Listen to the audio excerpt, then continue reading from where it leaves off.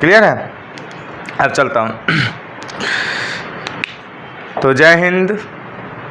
आज जो मैं चलूँगा इंग्लिश बेसिक ग्रामर में इटीमोलॉजी जो चैप्टर हैं, इटीमोलॉजी से ही लेकर चलूँगा और इटीमोलॉजी से आगे बढ़ के मैं आज पार्ट ऑफ स्पीच पे जाना पसंद करूँगा, क्योंकि अब जो है मुझे आगे बढ़ने की आवश्यकता है और ये दूसरी क्लास है, दूसरे दिन का है और आप लोग इसमें देखिए मैं आज स्टेंजा है यहाँ तक, ठीक है जी? आ रहा है? हम कैट गए? अच्छा ठीक है। यहाँ क्या होगा? इटीमोलॉजी। क्या है? इटीमोलॉजी। इसका अर्थ क्या होता है जानते हैं हम लोग? क्या? शब्द विचार। क्या होता है? शब्द विचार। अब शब्द विचार में क्या है कि इटीमोलॉजी जो शब्द विचार है ऊपर, ठीक है जी? कटने ना। तो इटीमोलॉजी शब्द विचार किसे कहते हैं, अर्थात क्वेश्चन कर रहा है यहाँ तक, ठीक है ना? यहाँ तक लिखावट आ रहा है बोर्ड का, ठीक है? इटीमोलॉजी किसे कहते हैं? इटीमोलॉजी किसे कहते हैं? किसे कहते हैं? तो कहोगे इंग्लिश ग्रामर के जिस भाग में शब्दों के भेद, अवस्था और व्यवहार का वर्णन हो उसे इटीमोलॉजी कहते हैं। क्या कहेंगे? इंग्लिश ग्रामर में, इंग्लिश ग्रामर में, इंग्लिश ग्रामर, हाँ इंग्लिश ग्रामर में, ठीक है? इंग्लिश ग्रामर के जिस भाग में आ रहा है जी फिगर, भाग में, ठीक है? इंग्लिश ग्रामर के जिस भाग में शब्दों के भेद, क्या बोले हैं? शब्दों के भेद, अवस्था, किसका? कौन सी? अवस्था और व्यवहार का वर्णन हो, व्यवहार का वर्णन हो, व्यवहार का वर्णन हो, उसे क्या कहेंगे? एटिमोलॉजी कहेंगे, ठीक है? क्लियर? अब कह रहा है पार्ट ऑफ स्पीच किसे कहते हैं? ठीक दिख रहा है जी? Part of speech. यहाँ ध्यान देना लिखावट पर भी, ठीक है? Part of speech. आप पार्ट ऑफ स्पीच किसे कहते हैं? तो मैं बताया हूँ, क्या बताया हूँ? पार्ट ऑफ स्पीच किसे कहते हैं? अंग्रेजी ग्रामर को जो है ना, इंग्लिश ग्रामर में जो है शब्दों को जो है ना, वर्ड्स को 8 भागों में बांटा गया। कितने भागों में? 8 भागों में बांटा गया। वही 8 का जो नाम जो है ना, उसी को हम कहते हैं पार्ट ऑफ स्पीच। क्या कहते हैं? पार्ट ऑफ स्पीच कहते हैं। तो हम चलें, क्या लिखेंगे? इंग्लिश ग्रामर में शब्दों को, किसको? शब्दों को 8 भागों में, 8 भागों में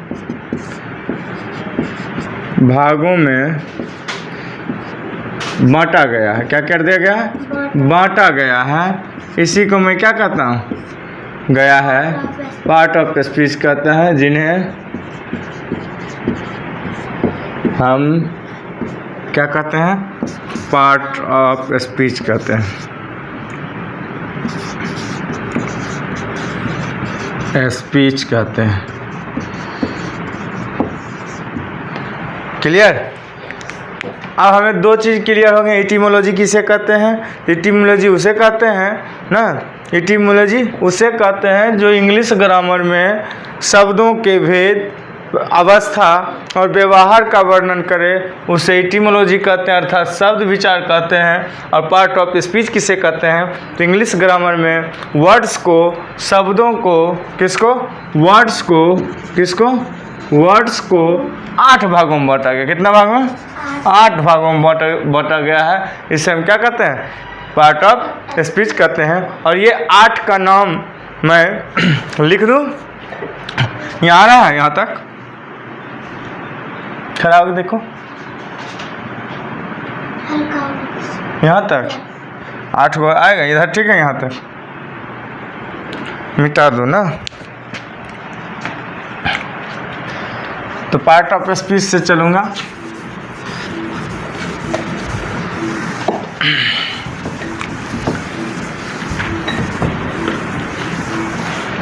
चलो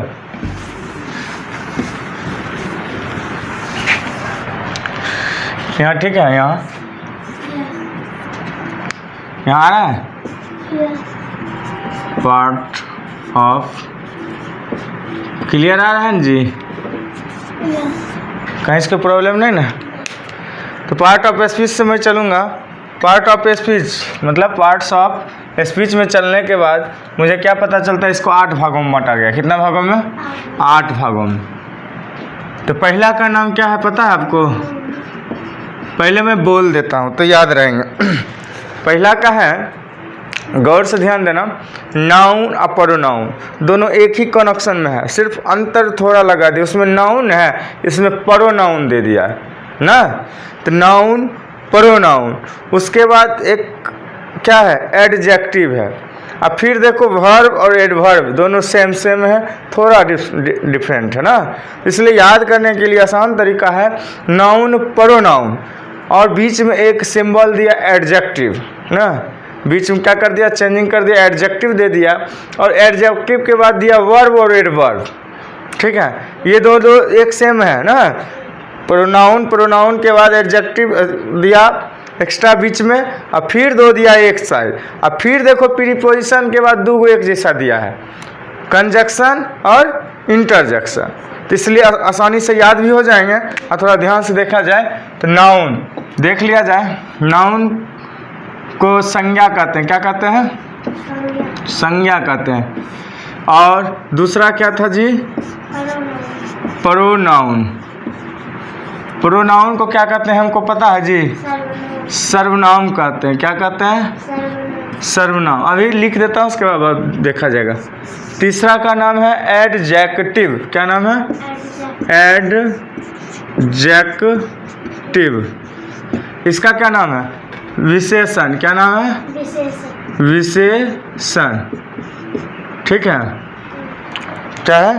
विशेषण। अब है एडजेक्टिव के बाद क्या है? वर्ब। वर्ब नहीं बोलेंगे, वर्ब बोलेंगे। वर्ब स्पेलिंग बोल लीजिए, VER विवर्ब। वर्ब का अर्थ क्या होता है जानते हैं? क्रिया। चलिए ठीक है, क्रिया लिख दिया। अब 5वां क्या है जी? एडवर्ब। एडवर्ब। एडवर्ब का क्या होगा यहाँ? क्रिया लिख देंगे, और चिन्ह का प्रयोग होगा हाइफन, और विशेषण। ठीक है, विशेषण। ये काम खत्म। छठा क्या है पता है आपको? प्रीपोजिशन ना।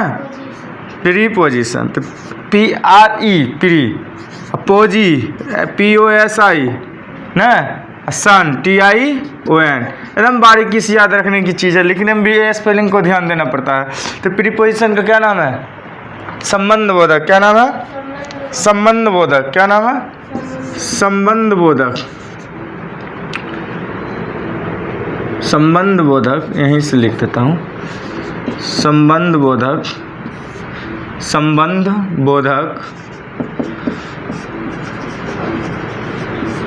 ठीक है, संबंध बोधक। मोह लगा दीजिए, ठीक रहेगा, शुद्धि आ जाएगा। संबंध बोधक। उसका 7वां क्या है? कंजक्शन। जक कहोगे, जंक सन। ऐसे अगर कहोगे तो जंक्शन लिखा जाता है ना। कंजक्शन। क्या कहोगे? कंजक्शन। एक बार देख लूँ, जंक्शन। ठीक है, यहाँ क्या लिखेंगे? कंजक्शन का क्या होता है पता है? संयोजक इसको कहते हैं। क्या कहते हैं? संयोजक कहते हैं। संयोजक दिखाई दे रहा है स्पष्ट? 8 में है, लास्ट है इंटरजेक्शन। इंटर लिख दिया जाए, और जैक्शन देना है, जंक्शन नहीं देना है, जैक्शन। JECTION। और इसका नाम क्या है? विस्मयादि बोधक। क्या नाम है? विस्मयादि बोधक। विस्म अयादि बोधक। क्या बोले? विस्मयादि बोधक। एक बार राउंड फिगर में देख लिया जाए, क्या देखा जाएगा? नाउन, नाउन क्या कहते हैं हम? संज्ञा कहते हैं। प्रोनाउन सर्वनाम कहते हैं। एडजेक्टिव क्या कहते हैं? विशेषण कहते हैं। वर्ब को क्रिया कहते हैं। एडवर्ब को क्रिया विशेषण कहते हैं। प्रीपोजिशन को संबंधबोधक कहते हैं। और कंजक्शन को संयोजक कहते हैं। इंटरजेक्शन को पहले हमको ये याद होना चाहिए। तो मैंने क्या कर दिया, इसका दो याद करने का दिया सेट लिया। नाउन प्रोनाउन सेट दिख रहा है, वर्ब एडवर्ब सेट दिख रहा है, कंजक्शन इंटरजेक्शन सेट दिख रहा है। हर सेट के बाद एक गत्ता दिया हुआ है, ठीक है। अब बढ़िया देखो, नाउन प्रोनाउन में एक गत्ता ये है एडजेक्टिव, वर्ब एडवर्ब प्रीपोजिशन है, और कंजक्शन इंटरजेक्शन का एक जोड़ा है। क्लियर है ना? तो ये आराम से अगर दो दो पार्ट में करके याद करोगे तो आराम हो जाएगा। इसी तरह देखा जाए, इसमें देखो दो गो बड़ा अक्षर है, ये एक छोटा, ये छोटा। अब दो के बाद देखो फिर यहाँ छोटा है ना, यहाँ बड़ा अंक अक्षर है ना। अब देखो संज्ञा छोटा है, सर्वनाम विशेषण बड़ा बड़ा है ना। क्रिया छोटा है, क्रिया विशेषण संबंध बोधक बड़ा बड़ा है। फिर संयोजक छोटा है, विस्मयादि बोधक बड़ा है ना। ये भी ध्यान देना है। तो हम आगे बढ़ते जाएंगे, ये समझ में आना शुरू हो जाएगा कि किसका किसका नाम जो है कहाँ कहाँ से लेते हैं, ठीक है। तो मुझे ये दो सेट करके ले लिए हैं, तो मुझे क्या हो गया, आसानी से पता चल गया। अब मुझे जो है क्या है, नाउन का डिफिनेशन लेना है। किसका? नाउन का परिभाषा लेना है। 8 भागों में जिससे बांटा गया है वर्ड को, उसमें से पहला वर्ड, पहला क्या है? नाउन है। पहला क्या है? नाउन है। क्या है? पहला नाउन है। क्या है? नाउन है। पहला क्या है? नाउन है। नाउन को मैं इंग्लिश डिफिनेशन दूँ तो मैं लिख रहा हूँ, क्या लिखूँगा? अ noun is a word used, क्या बोले? used to है ना जी। used to denote, क्या होगा? denote the name of, क्या बोलेंगे? the name of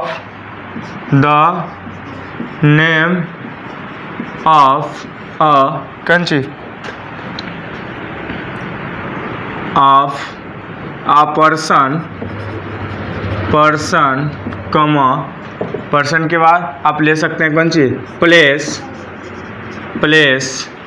प्लेस और थिंग्स, एक ही साथ लिख दिए, और थिंग। क्या हो गया? कह रहा है अब अ नाउन इज अ वर्ड, क्या बोला? अ नाउन इज अ वर्ड। थोड़ा साथ बोलने की प्रयास कीजिए, लैंग्वेज भी आएगा। अ नाउन इज अ वर्ड, वाह बहुत बढ़िया। यूज टू डेनोट, यहाँ एक बार, यूज टू डेनोट और the name of a person, place और थिंग, एक बार, तीनों के एक बार, ठीक है। प्लेस और थिंग्स मैं एक बार सोचता हूँ क्लास में ही आपको याद हो जाए, ठीक है, बाद में से याद करने की ज़रूरत ना पड़े। फिर से देख लिया जाए, एक वर्ड यहाँ तक जो है ना, यूज्ड टू तक एक बार एक सांस पर आ जाएंगे। A noun is a word used to denote the name of a person, place और थिंग। क्लियर? प्लेस और थिंग्स मतलब नाउन किसे कहते हैं? संज्ञा किसे कहते हैं? किसी व्यक्ति, किसी का नाम, किसी व्यक्ति, और क्या कहते हैं? जगह, प्लेस, और थिंग, वस्तुएं की बात हो जाए तो पर्सन मतलब व्यक्ति, कोई भी व्यक्ति हो, राम रहीम कोई भी हो, किसी का भी नाम दे सकते हो। प्लेस मतलब क्या हुआ? स्थान, दिल्ली, बम्बई, कोलकाता, बेगूसराय, समस्तीपुर, दरभंगा, कोई भी जिला हो, स्टेट हो, कोई भी जगह हो, वो सब क्या हो गया? प्लेस हो गया। और थिंग, वस्तु कोई भी हो, मार्कर हो या बोर्ड हो या कोई भी कैमरा हो या फैन हो, कोई भी हो, अगर जो वस्तु, वो वस्तु कहलाते हैं। ठीक, क्लियर? अब आप नाउन के बारे में जानता हूँ तो जैसे में लिख सकते हो, क्या सब बोलो? नाम लिख लें ना, क्या ले? नाम लिख लूँ, कुछ वस्तुएं का नाम ले लूँ, कुछ जगह का। मैं एक ऑप्शन देता हूँ, जैसे राम, दूसरा ऑप्शन देता हूँ पटना, तीसरा देता हूँ क्या? पेन, सबसे आसान दे देता हूँ ETC, ETC दे के छोड़ देता हूँ। क्लियर है? अब नाउन का काम हो गया मेरा। अब आता हूँ किस में, प्रोनाउन। देखिए मैं चाहता हूँ कि आप लोग आसान से इंग्लिश डिफिनेशन भी याद कर लें जिससे आपको परेशानी ना हो। अब देखो मैं बता दूँ, यूज्ड तक जो है ना, आप लोग यूज्ड तक एकदम याद ही कर लीजिए आप। तो सिर्फ फर्क क्या होगा कि इसमें जो नाउन है ना, नाउन को बदला जिसके बारे में डिफिनेशन दीजिएगा उसका नाम देना है, ठीक है। तो अभी किसका डिफिनेशन दे रहे हैं, प्रोनाउन का। तो प्रोनाउन को दे रहे हैं तो ये नाउन के बदला हम क्या लिखेंगे यहाँ, ए प्रोनाउन इज अ वर्ड, ठीक है, यूज्ड, क्या हुआ, यूज्ड। अब यहाँ जो था यूज्ड के बाद जो है क्या है, इन, क्या है, in place of a noun, in place of a noun, क्या है, अ प्लेस ऑफ नाउन। क्या कर रहा है, फिर से मिला लीजिए, हम लोग मिला लेते हैं। अब pronoun is a word used, same है, देखिए यहाँ आराम उतार दिए है ना।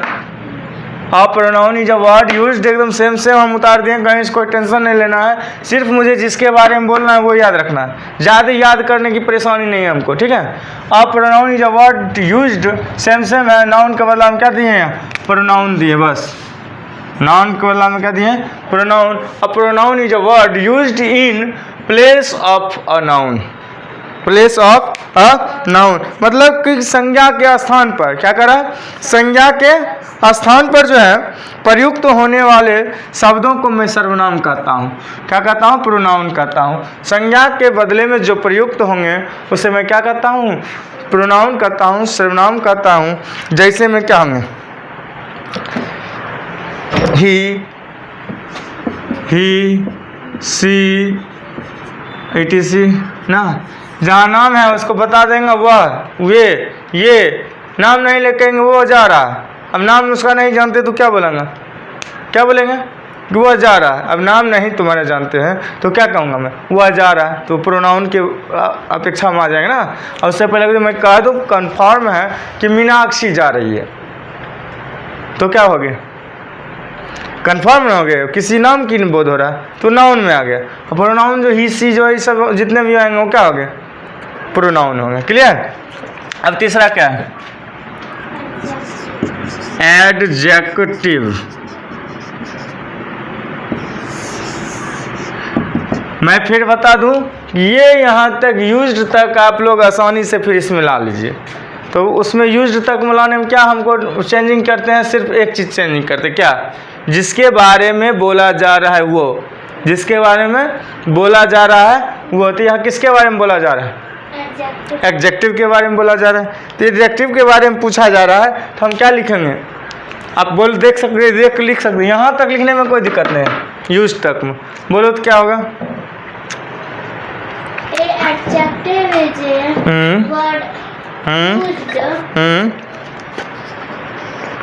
बोला जाए।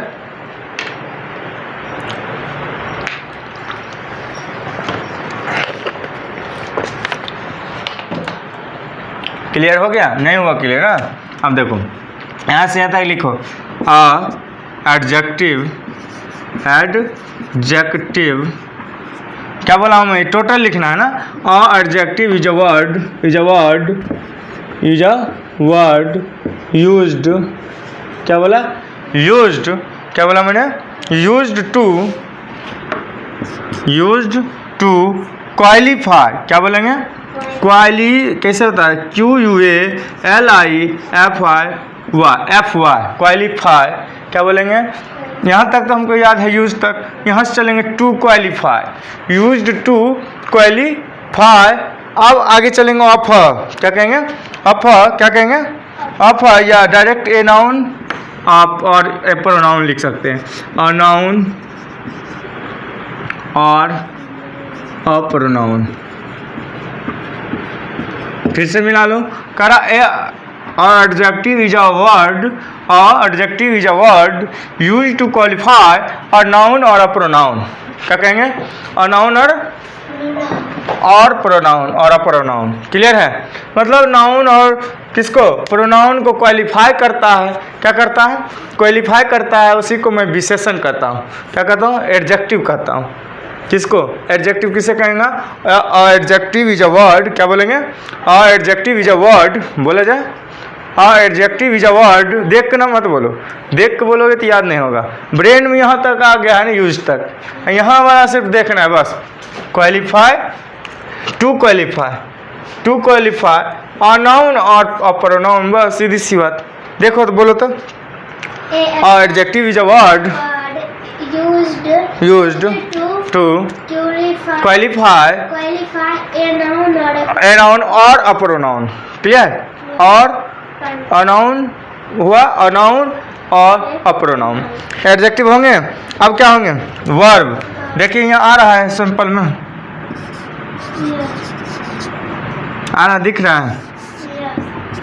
फिर मैं वहीं तक लूँगा, कहाँ तक? यूज तक।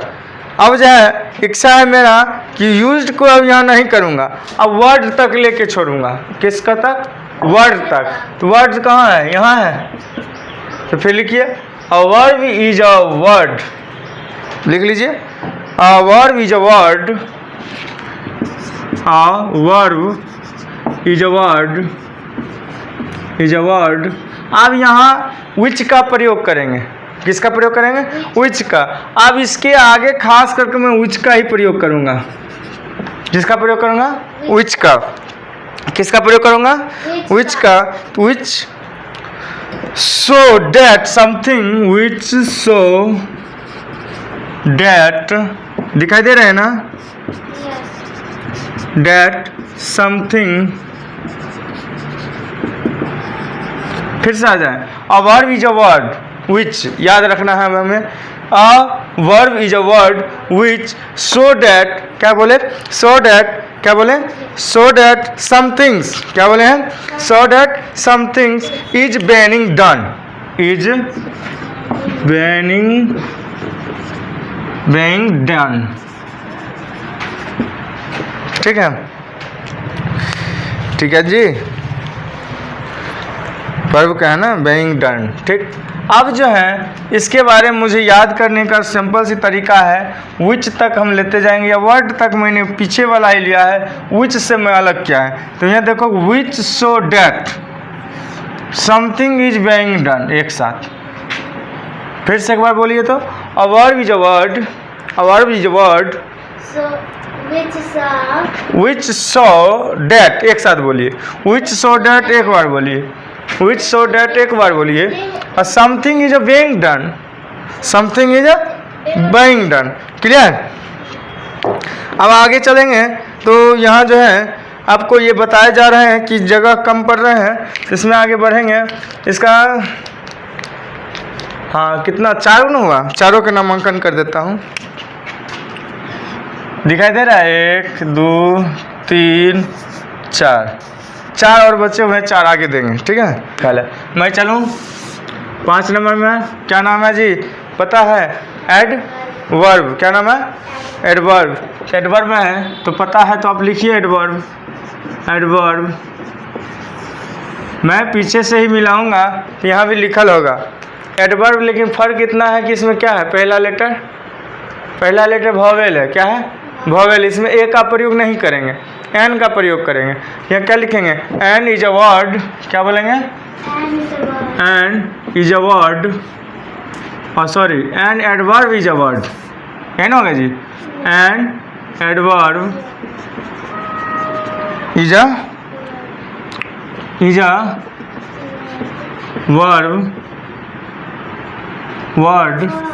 वर्ड विच, दिख रहा है जी यहाँ फोटो, विच तक आया? हाँ मैं मिला लूँ। N adverb is a word which, अब है मॉडिफाइज है, मॉडिफाइज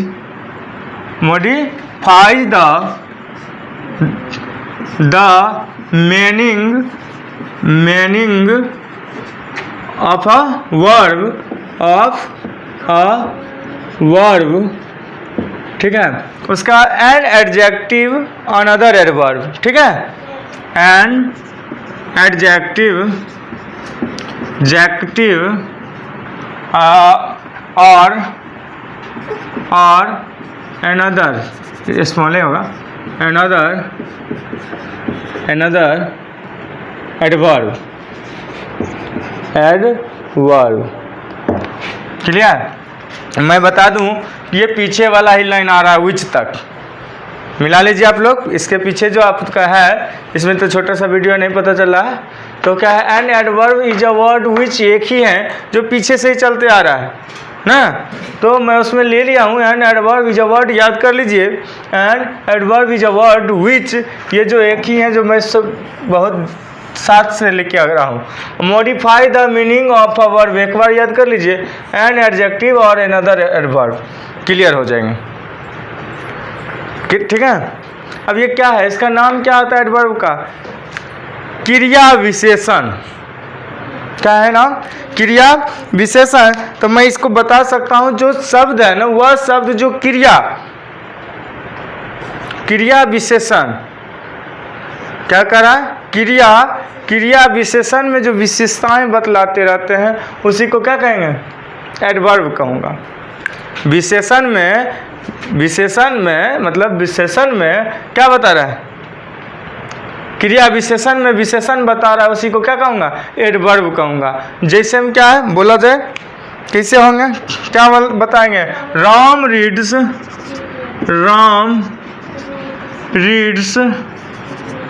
क्लियरली, मतलब ये क्लियर है कि राम जो पढ़ रहा है क्लियर है। तो यहाँ क्लियर क्या हो गया, विशेषता बताया विशेषण की, क्रिया का, क्रिया विशेषण की क्या बताया, विशेषण बता दिया, ये हो गया। दूसरा एक और लिख लेंगे, क्या लिखा है, क्या लिखा है, अच्छा था, दिस इज अ डार्क,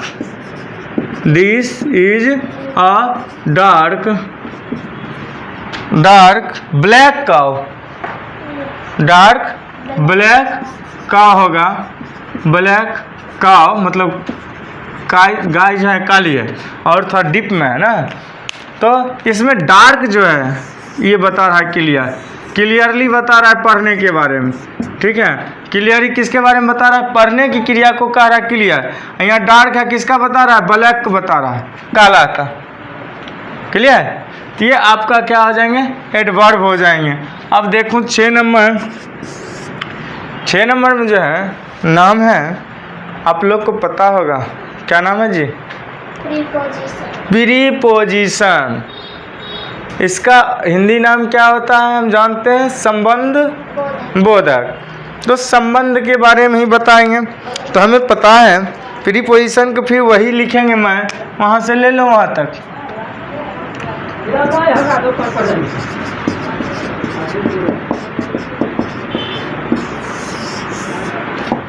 चले मैं ले लूँ यहीं से यहाँ तक,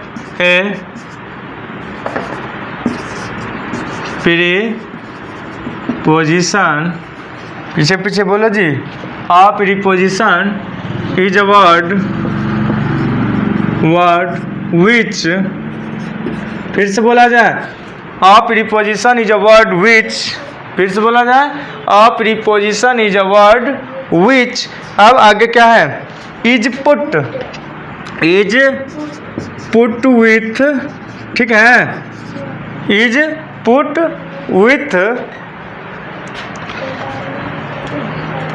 a noun or a pronoun, a noun or a pronoun, फिर से मिला लो, a preposition is a word which is put with a noun or pronoun। और नेक्स्ट टू सॉ है ना, इज रिलेशन होंगे ना, क्या होंगे, to show it's relation and position. Next क्या से लिख दूँ विथ सॉ, बोलो जी, विथ सॉ इट्स रिलेशन और पोजीशन और विथ अनदर, यहाँ देखो ठीक है रन क्लियर बोर्ड वहाँ, हाँ अनदर वर्ब, फिर से मिला लूँ, ए प्रीपोजिशन इज अ वर्ड, क्या बोलोगे? प्रीपोजिशन इज अ वर्ड, क्या बोलोगे? प्रीपोजिशन इज अ वर्ड, यहाँ अनदर वर्ड न है, हाँ तो यहाँ वर्ड लिख के छोड़ दिए, वर्ड इन द सेंटेंस। अब क्लियर हुआ, क्या होगा? A preposition is a word, क्या बोलेंगे? A preposition is a word is put with a noun और a pronoun with so its relation और फंक्शन, सॉरी पोजिशन, रिलेशन और पोजिशन और with another words in the sentence. इसको देखने की कोशिश ना करें, मौखिक में ध्यान दें। प्रीपोजिशन के बारे में मैं जान लूँ, डायरेक्ट मैं बोलूँगा अ प्रीपोजिशन इज अ वर्ड, एक बार में क्लियर, उसके बाद यहाँ से क्लियर करो। इज पुट विद बोला जाए, a pronoun is a word, sorry a preposition is a word which is put with a noun और अ प्रोनाउन, एक बार ले लो, with words in the sentence. With देखो दो जगह है, हाँ क्या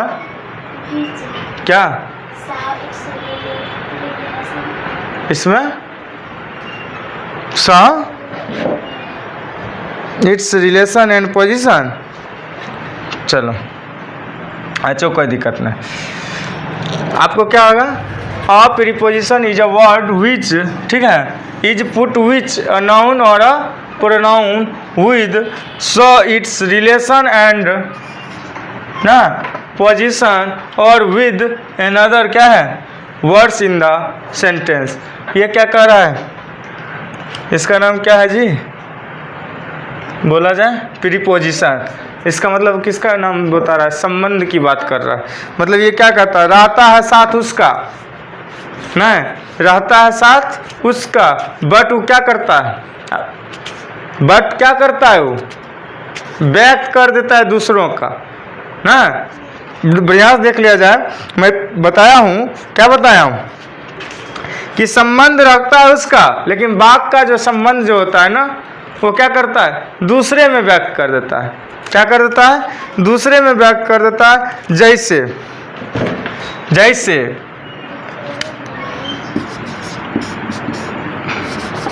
जैसे the pen is on the table,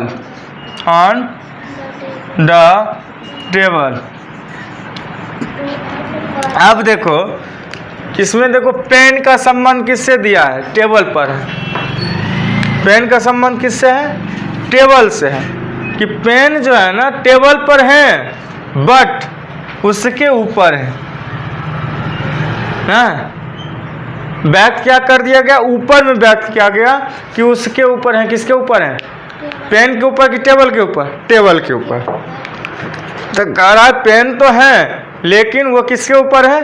table के ऊपर में साथ है, लेकिन उसमें ऑन लगा हुआ है। उसका जो है संबंध बता रहा है कि टेबल में संबंध है किसका?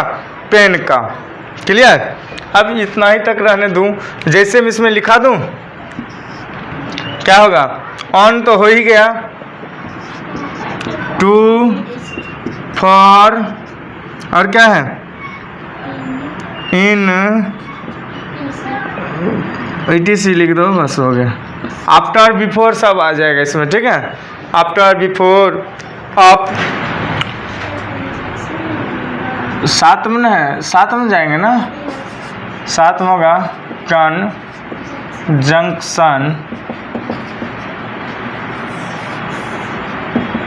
फिर वही होगा, मेरा पहला ही नियम रहेंगे, क्या रहेंगे, क्या होंगे, conjunction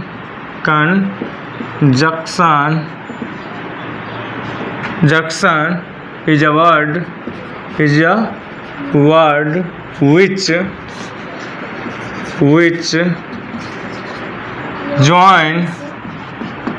joins sentences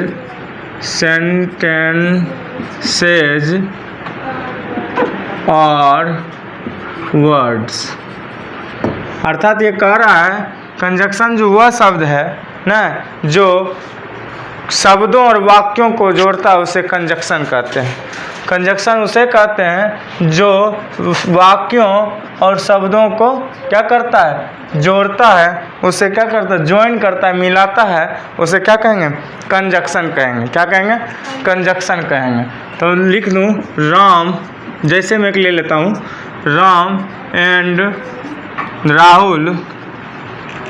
Rahul went to school. अब मैं बता दूं इसमें दो व्यक्ति का नाम है, किसका, राम का और राहुल का। ये कहाँ जाने के प्रयास में है, स्कूल जा रहा है। कहाँ जाने का काम कर रहा है, स्कूल जाने का काम कर रहा है।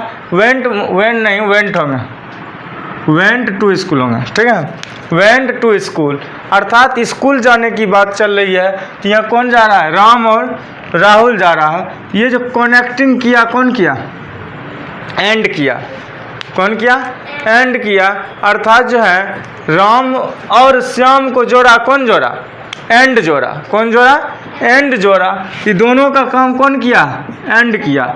इसी एंड के बदौलत क्या हुआ, ये कंजक्शन बन गया, इसी को रिश्ता जोड़ेंगे। एक और हो गए, यू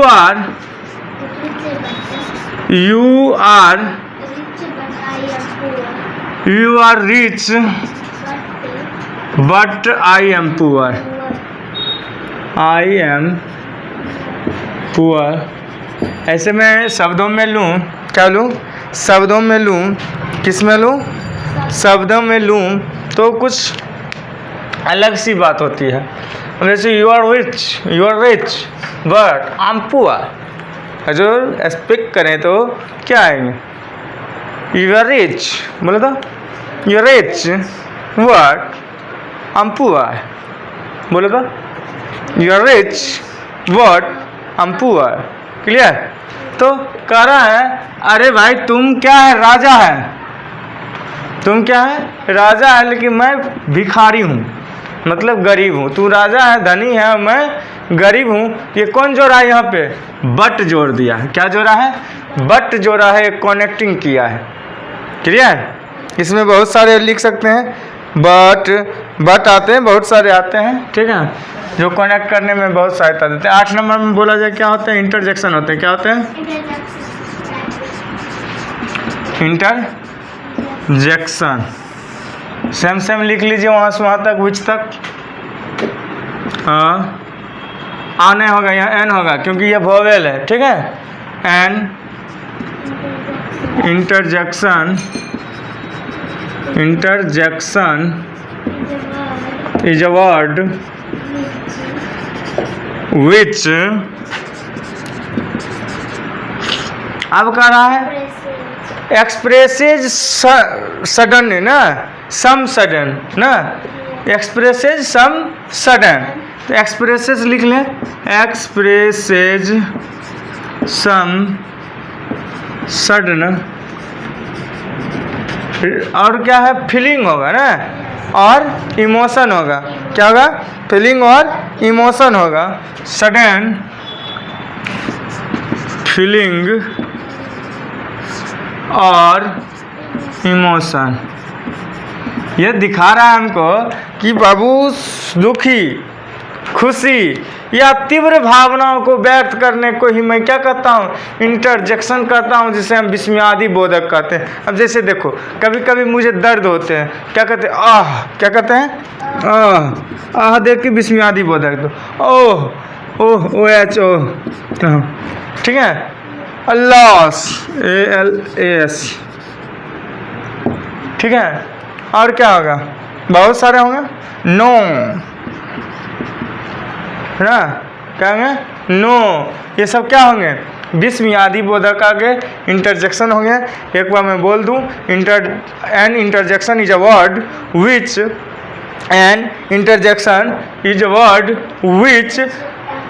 एक्सप्रेसेज सम सडन मतलब क्या है? फीलिंग और इमोशन। क्लियर?